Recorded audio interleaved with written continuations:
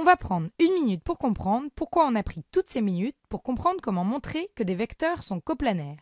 C'est parti pour la synthèse. On peut être confronté à 2 cas principaux.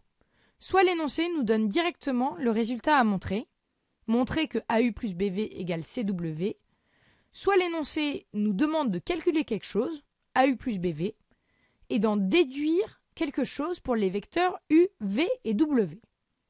Dans le cas où l'énoncé nous donne le résultat final, la méthode est simple, il suffit de vérifier ce résultat. Pour ça, on va céder des vecteurs connus et on va réécrire AU plus BV à l'aide des vecteurs dont l'énoncé nous donne une expression.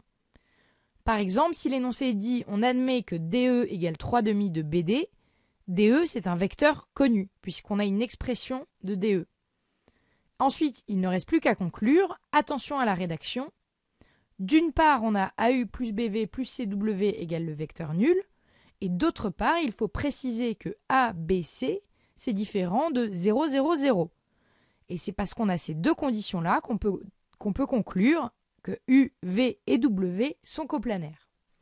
Dans le cas où l'énoncé ne nous donne pas l'intégralité du résultat final, on va exprimer ce qu'il nous demande de calculer, à savoir AU plus BV, en fonction du 3e vecteur qui nous intéresse, ici W.